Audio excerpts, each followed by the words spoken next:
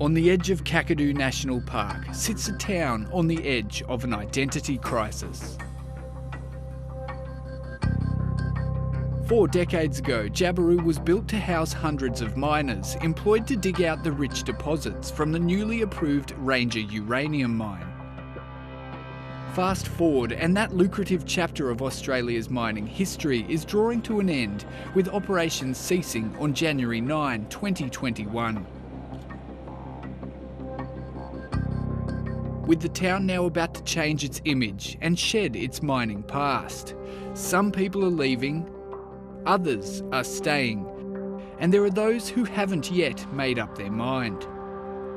After 3 years in Jabiru, Denise House is preparing for the pain of exit day. I'm sure there'll be tears.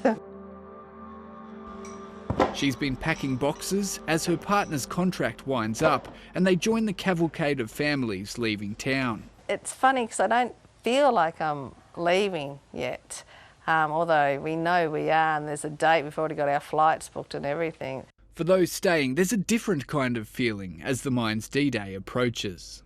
When the town does slowly lose people and all of that, I'm not really fussed about it because I go out shooting, I go out hunting, I go out gathering, and there's always a place to go out at on the land.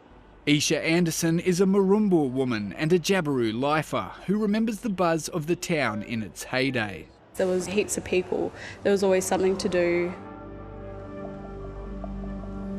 Since then, the years-long decline is visible, with closed shops, bars and vacant houses peppered throughout the township. While it's now a far cry from those industrious early days, there is a vision to see it come back to life.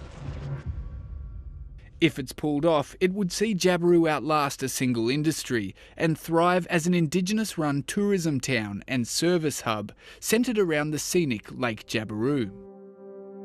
Some residents are optimistic about the change, albeit with reservations. Should this town become a tourism hub next year or over the next few years, like that's supposedly going to happen, could be a great thing for my business. And it may mean that I can afford the rent. So it's just a case of playing it by ear. For Samantha Wright, as with many in the township right now, access to housing is the issue which could make or break whether she stays or ups stumps. For me as a small business owner, I would not need just to pay for myself, I would need housing for my staff as well, and obviously that's just way too expensive. The housing's a big issue, nobody knows what's going to happen there. Jabiru is a company town, and with private rentals near non-existent, the only way to get a house has been to get a job with one of the big players like mining company Energy Resources of Australia. With just weeks left until the mining company's lease is up, there are growing concerns about how ERA is going to hold its commitments to fully repairing the hundreds of houses it leases in the Jabiru township. There's still red tape around houses and nothing's being done about it. The company last year committed to repairing the 40-year-old buildings before handing them over for future community use. Many are water damage and asbestos-ridden, some beyond repair, and stakeholders say there's been no sign that any works have so far been carried out. This is stuff that's supposed to be happening probably 2 years ago, leading up to the mining lease finishing, and I don't think that's going on. They committed to an orderly transition of the housing stock for the future town. They committed to meet their legal obligations, and we don't think they've honoured the spirit of that agreement. To ERA's end, the company said in a statement it does plan to fulfil its commitment and repair the houses to an estimated cost of $10 million. ERA Chief Executive Paul Arnold said it's not been possible to commence any required rectification works until our long-serving operations employees and their families leave town.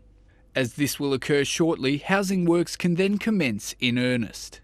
Even if the houses are fixed and handed back, there's a growing fear that any new entity that takes them over will jack up the rental prices. Businesses are alarmed, and they've been asking us what the proposal for rents is going to be for some time, and we've been trying to secure some sort of certainty in this space. The Jabiru Kabolk Muckman Limited could be that new entity. It says while rents may have to go up to cope with predicted demand, no decisions can be firmed up until the mining company and the NT and Commonwealth governments come forward with a plan for the handover. The town's found it really challenging to be prepared for the next 6 to 12 months.